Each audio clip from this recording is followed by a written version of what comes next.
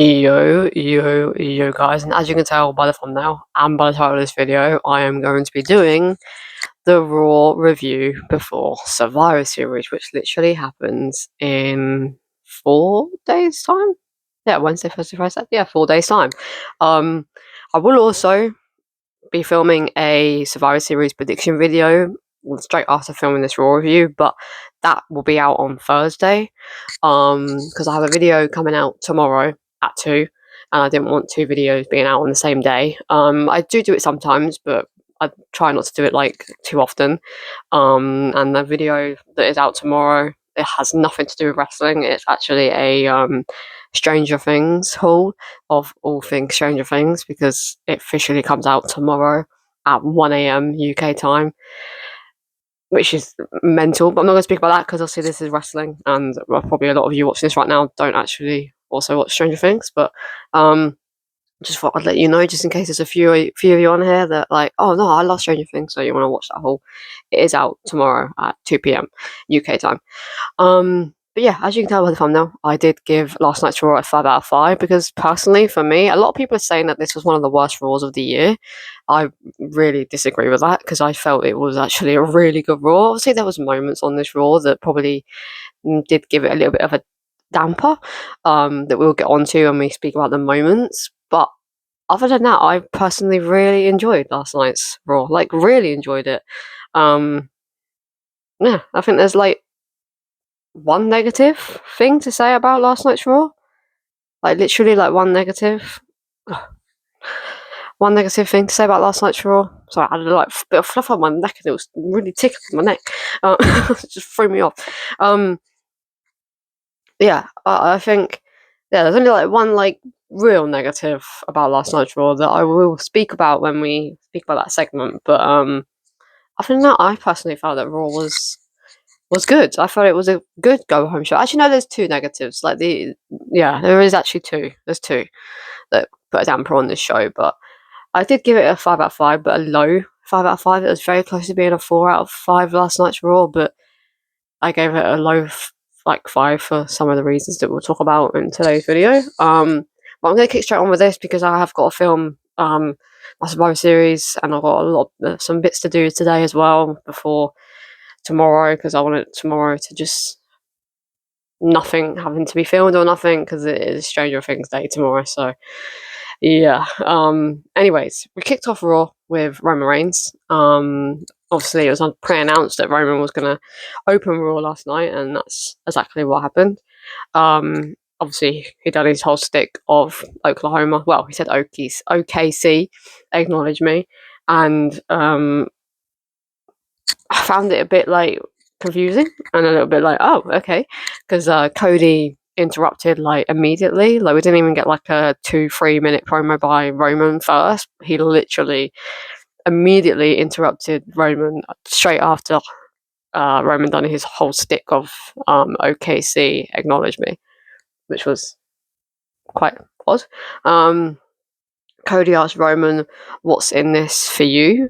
Because obviously Roman just has randomly joined. I know like Cody's technically randomly joined, but yeah, to be honest with you, I feel like Cody makes the least sense out of all of them. So Cody saying that to Roman didn't really make any sense, because Roman's had issues with division over the last like month, like even longer than that. Over the last like 3 months, Roman's had issues with division, and also his cousins are part of this match who have also had issues with division. So Roman makes a hell of a lot of sense, and so does CM Punk, because he had problems with division since January, if you want to look at it, with Seth being involved. Cody's the odd one out here, so I felt like that didn't really make sense for Cody to ask Roman that, because Cody's the odd one out, not Roman, in this whole segment. But not whole segment, the whole War Games, like, along with Drew being the odd one out. Actually, no, and Brock Lesnar, to be honest with you, kind of being the odd one out as well. Roman said last time he checked, he's been in this war, because obviously he's had history with the Vision and his cousins are in the match, and he said that he doesn't like Cody and that Cody doesn't like him, kind of similar to what Charlotte said to Rhea, which was a little bit weird that they kind of just copied that whole segment from that Friday Night SmackDown like a couple of weeks ago, which is really odd.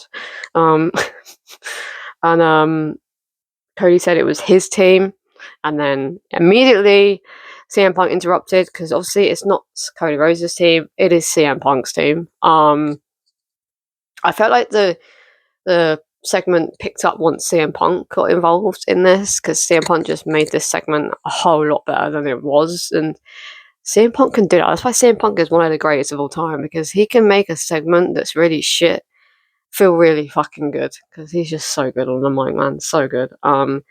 Said OKC acknowledged me, which they did. Punk said that he's the captain, and he also said some other things. There was loads of things that Punk said that I wanted to write down, but because he speaks so fast, I didn't get enough time to write everything down. Like, because you have to remember, like, I'm writing things down as it happens, so it's very hard to write down a lot of stuff that goes on in word segments, because obviously I've got to write it down. But by the time I write it down, they've already said like another like 3 things, and then I'm just like, fuck no. So I didn't write as much as I wanted to for Punk's segment.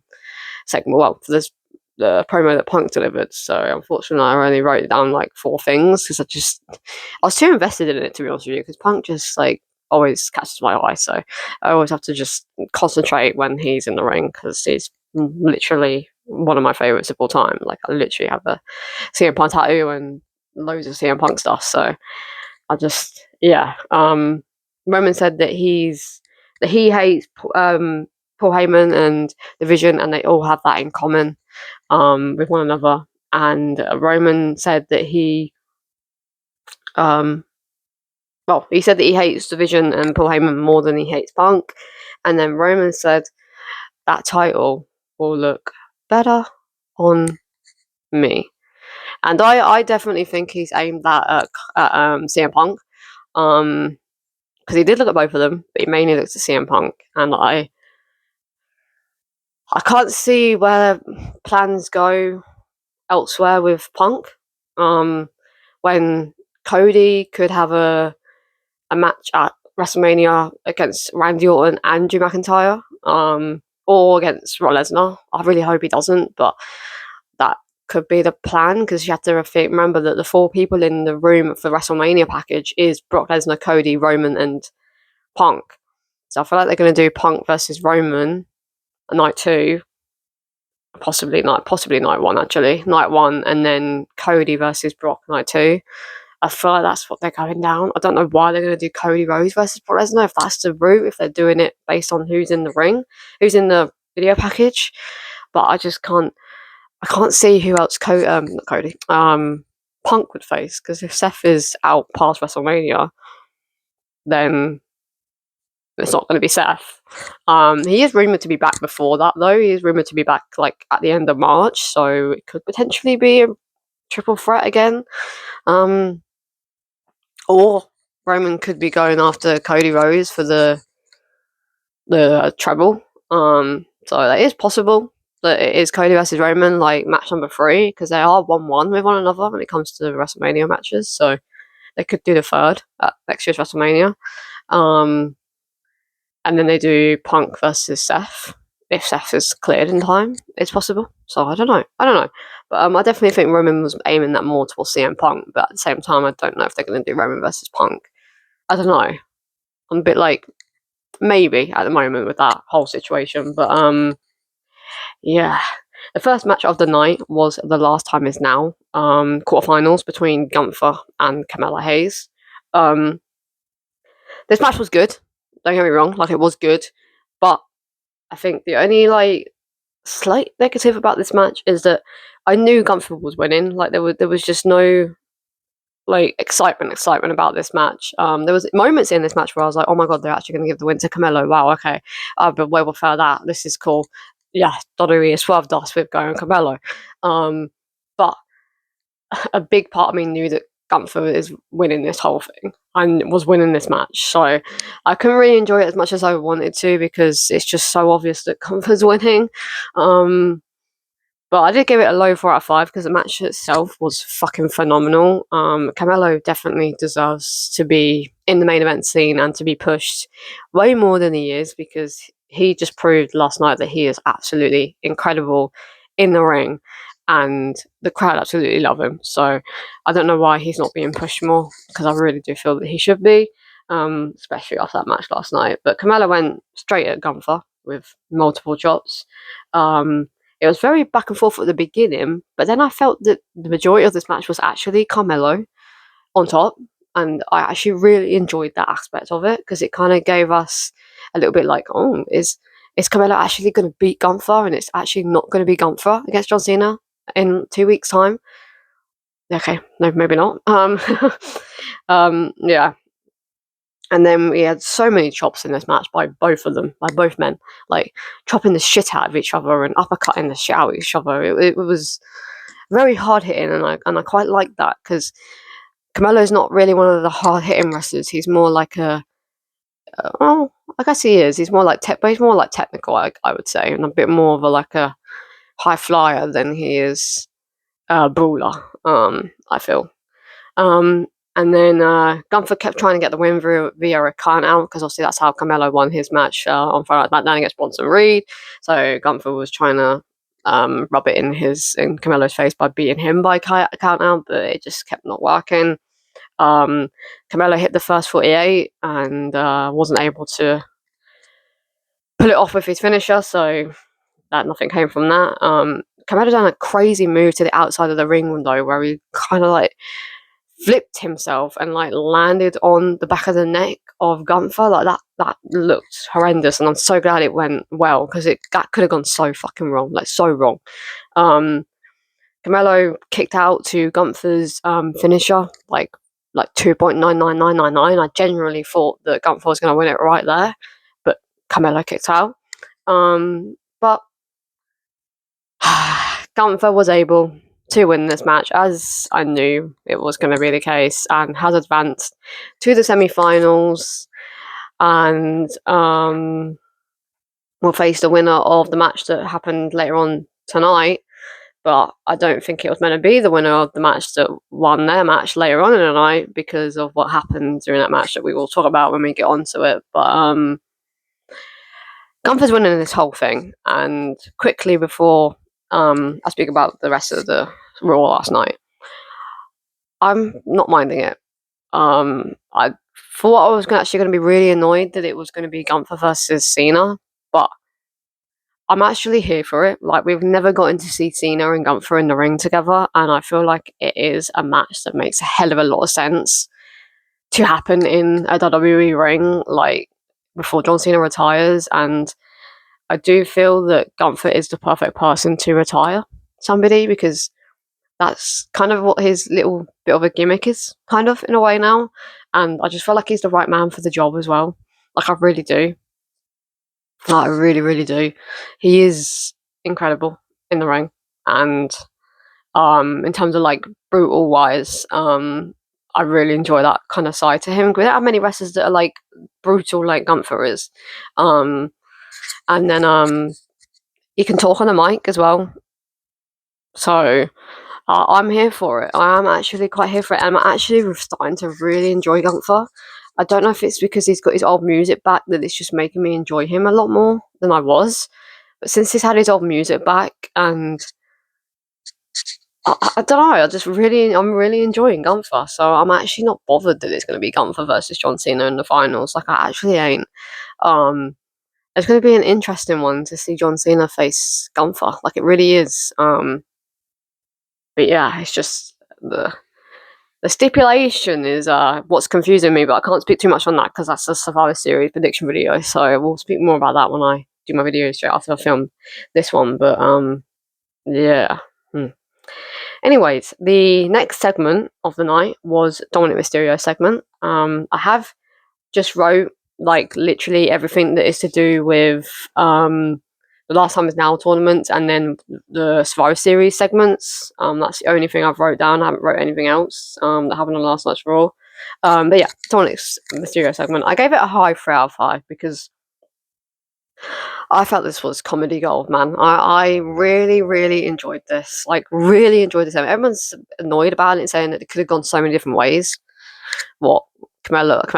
What the? Because we're just talking about Carmelo. What, Dominic just deliver a promo saying that he's going to beat Cena and yada yada yada, like just with no like funny thing to like come with it, and we got to like hear John Cena's like music again, like not that John Cena came out, but we got to hear his music again. I felt that this was perfect, and it was funny, and I personally really enjoyed it. But yeah, Dominic said what the fuck? He said at Survivor Series he's gonna continue to be the greatest Mysterio. And then he went on a little rant about how John Cena's not here and all that. And then John Cena's music hit. And I was like, huh? Like what? Okay. And I dead ass thought it was gonna be Finn Balor.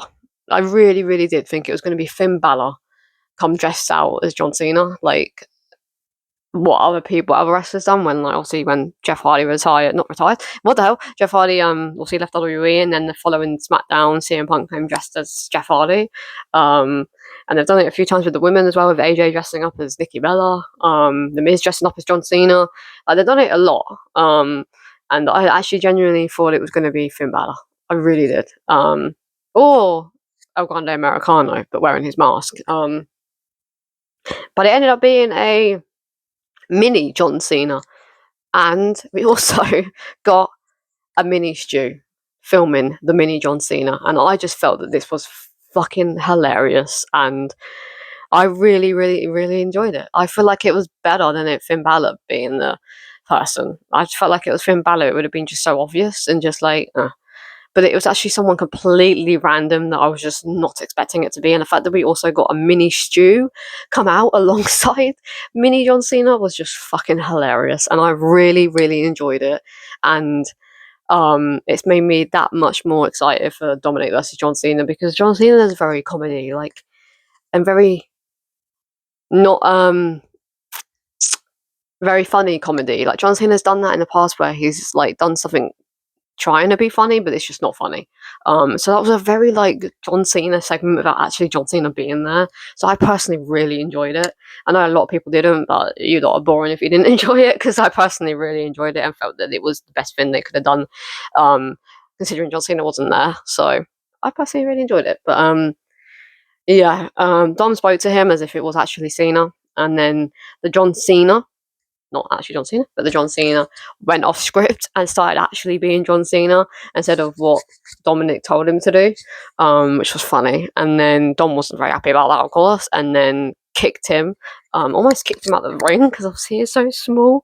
Done the 5 knuckle shuffle, obviously to come at John Cena, then done the 619. I had to like help him up to the rope, and then done the frog splash. And Rey Mysterio interrupted to save Mini Cena, and it segued into Rey Mysterio segment, which I actually really enjoyed. That they like segued like into another segment like very quickly.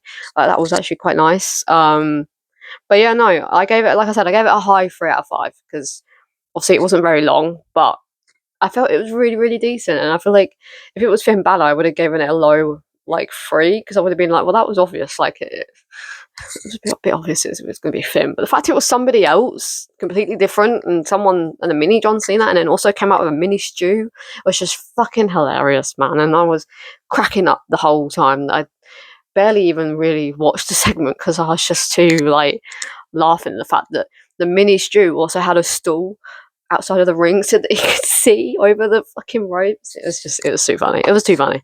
But yeah, and then we had the women's war game segment, which I gave a low 5 out of 5 because this was definitely the best segment of the night when it comes to the go home show for Survivor Series matches. In terms of the matches that we're getting, the women's war games segment and brawl that we had was definitely by far the best out of the full matches that's happening in the Survivor Series.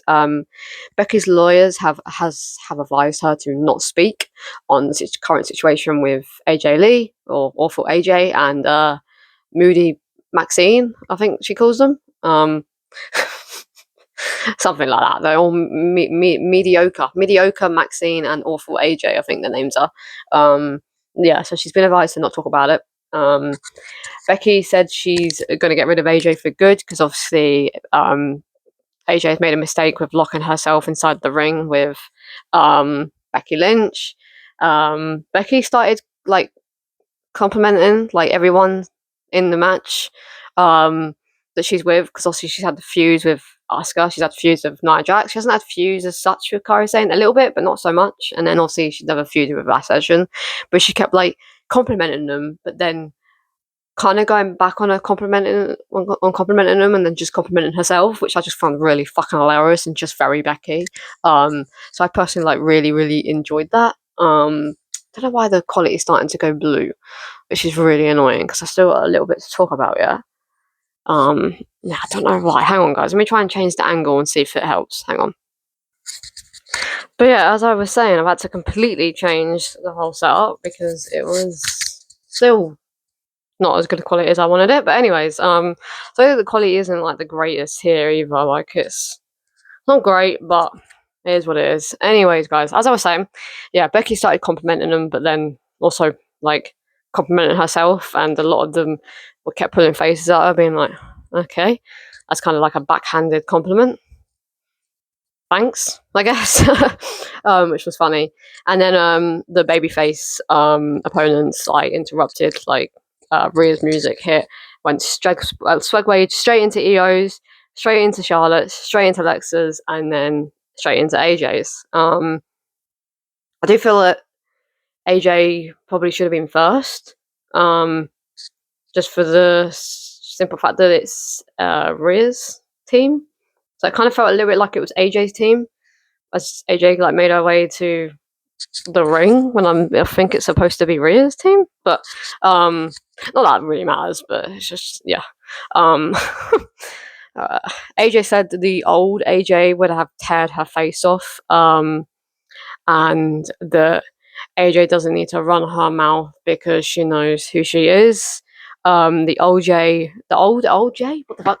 The old AJ will do whatever she wants to Becky, and Becky's going to regret locking herself in the ring with AJ because the old AJ is going to come out and can do whatever she wants to her.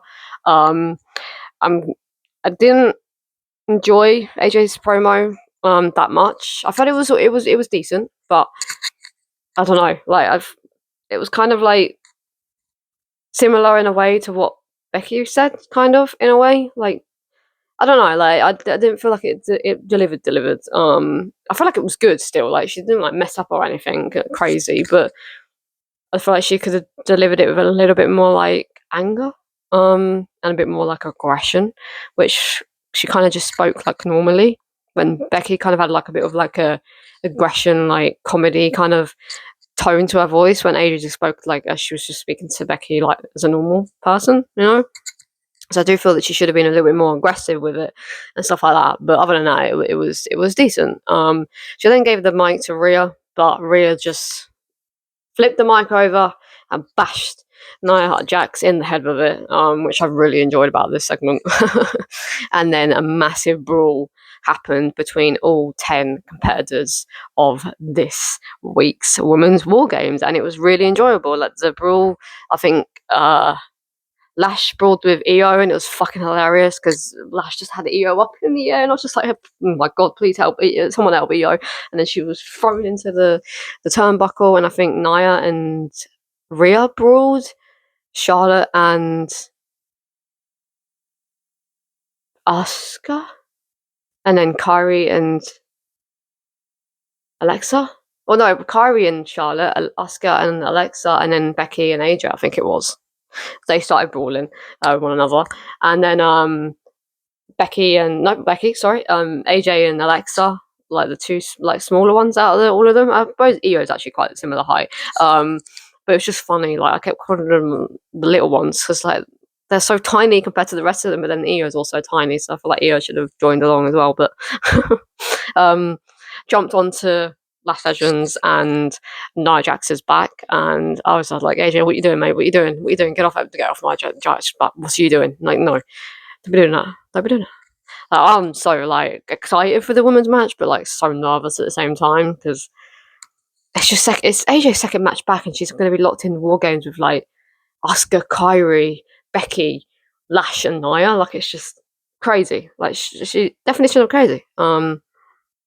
But yeah, Nia and Lash were able to get Alexa and AJ off their backs, and then they turn around, and the two powerhouses of the group in Charlotte and Rhea teamed up together to take out Lash and Nia Jax, and then done suck it to all of them, which was funny. And I'm liking the dynamic and duo of Charlotte and Rhea. Like they are two of the powerhouses in the babyfaces team, and they look good together. Like they look good on the same team. Like I'm really enjoying it, and seeing all five of them as well, like properly in the ring together, was so cool to see, because it's actually just quite mind blowing that we're getting Alexa Bliss, Charlotte Flair, Rhea Ripley, Io Sky, and AJ Lee on the same team together. Like, if you told me a year ago that those five are going to be on a team together, I would have laughed in your face and called you a liar, because it's just mental. Like, it's just really is mental. But the babyfaces stood tall.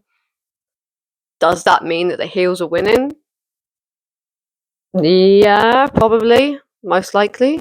I don't know. We haven't had SmackDown yet. SmackDown is pre-recorded, by the way, so as soon as it turns midnight, you'll be able to watch SmackDown from beginning to end with no ads. So just thought I'd let you know that. So we've got SmackDown yet, but I don't know. I don't know. It depends on who stands tall. I feel that Friday Night SmackDown. I don't know. I'm kind of a bit nervous because obviously I'm doing my prediction video for Survivor Series today, and I kind of need to come up with who's going to win these matches. It's actually really difficult. Apart from one of the matches is quite easy, but other than that, it's a difficult decision to make. And then we got the second match in the last time is now quarterfinals, and it was between Solo Sikoa and Penta. I did give this a 1 out of 5 because that nothing happened in this match, because unfortunately Penta got injured. Yeah. He's one of the people that I really enjoy watching when it comes to Raw. And he was literally like 5 days before Christmas supposed to reunite with his brother Rey Fenix in the Lucha Bros, and face Dominic Mysterio and El Grande Americano in Mexico. And looks like it's not happening now. I'm hoping it's not as bad as it looks. But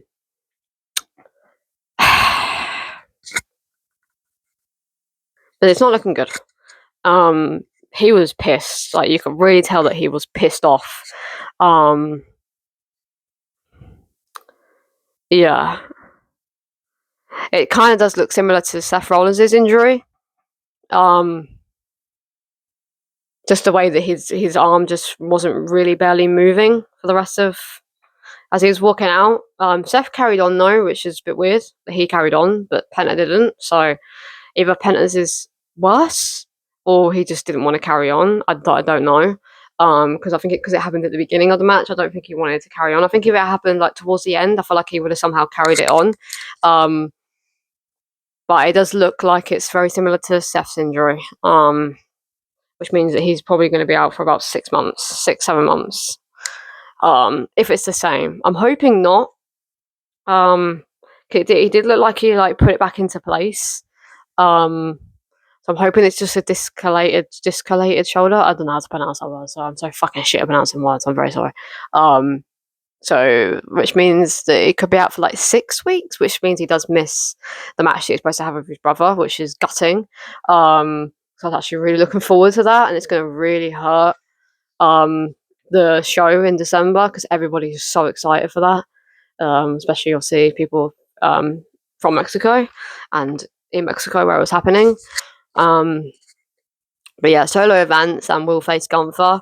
I definitely think it's meant to be Penta versus Gunther. Like 100%, it was supposed to be Penta versus Gunther, and yeah, so we're now getting Solo versus Gunther, which is going to be an interesting match to see, to be fair. But I would have loved to have seen Penta versus Gunther, but unfortunately that's not going to happen now, because, yeah, Penta got injured. And it's gutting. Like, it really is gutting.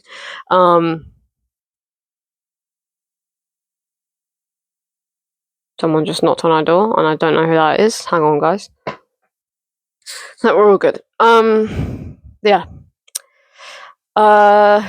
We had a video segment from Stephanie Vaquer, but we didn't have no Nikki on the show, which I found very odd because obviously it's the go home show for Survivor Series, and there was no Nikki. I do feel that they should have done what they done last week on Raw on this week's Raw. Which was a bit confusing that we didn't get any Nikki. Don't get me wrong, Stephanie delivered a very good promo in English. That's probably the best promo she's done in English since she started to speak on the mic a lot more. For sure, 100%. But it's just a bit of a negative that Nikki wasn't here, considering she's going one-on-one with Stephanie, and Nikki was a no-show, which was just a bit odd in my opinion, but oh well, it is what it is. I'm still excited for the match, don't get me wrong, but not as excited as I am for the other 3 matches, but yeah, I just find that a little bit weird. Okay, no. That Nikki wasn't on the show. But anyways, the main event of the night was the advantage match for the men's side of things between the Usos and Drew McIntyre and Logan Paul.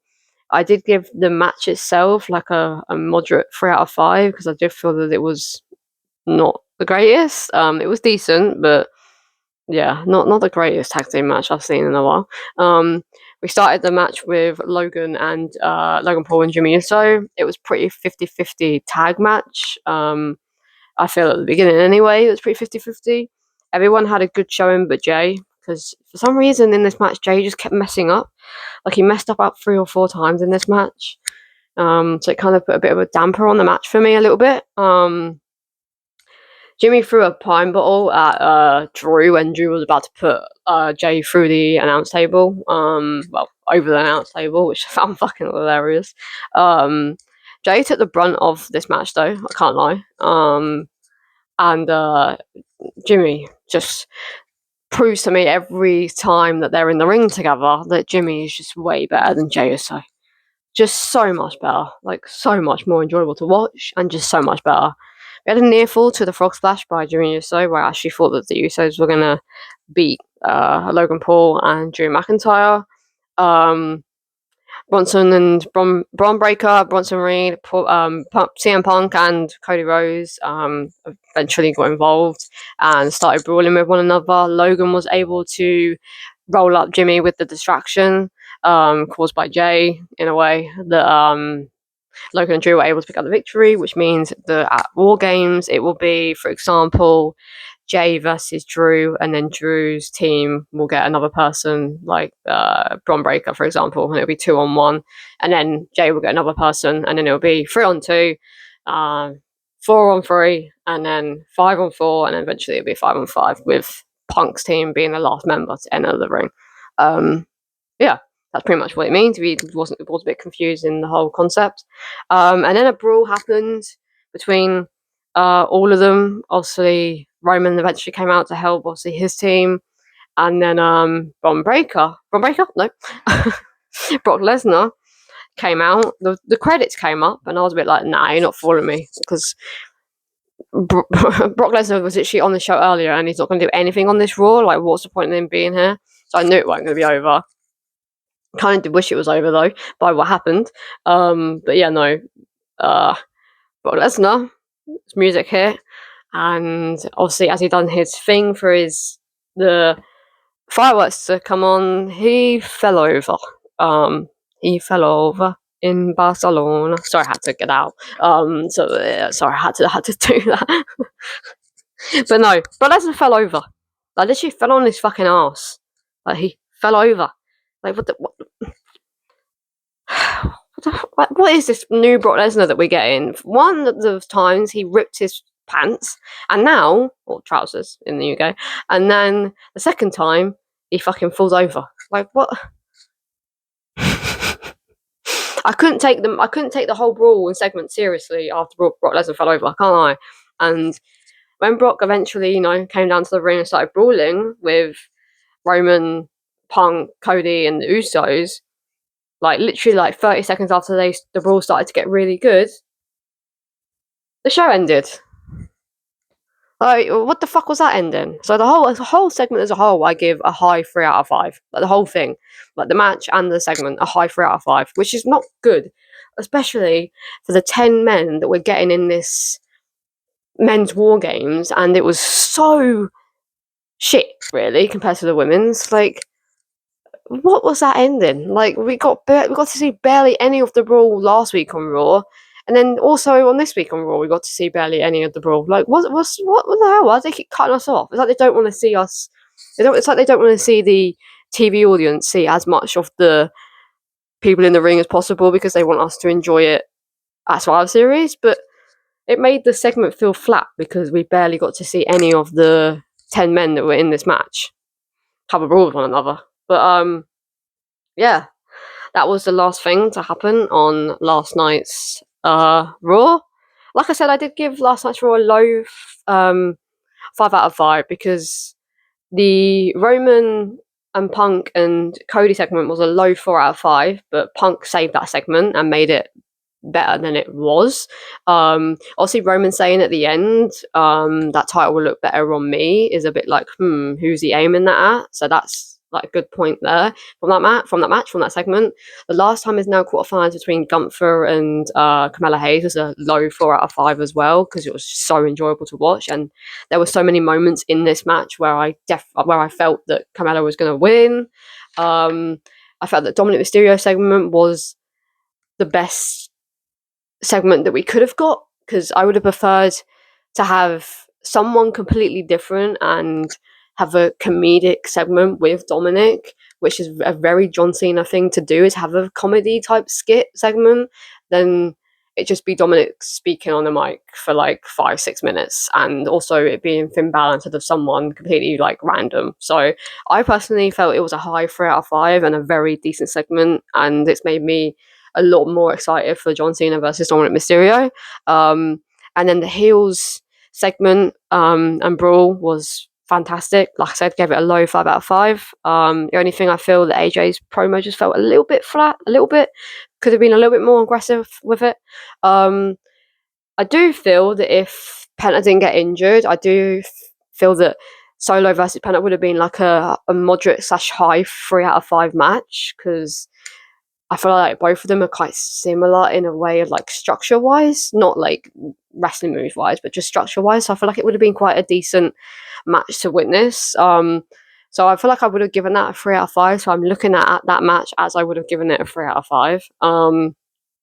It's definitely delivered a really good promo in English. For her match against Nikki Bella. So I gave that segment a 3 out of 5, like a high 3 out of 5. Just a bit gutting that Nikki wasn't also on the show. So that kind of let that segment down a little bit.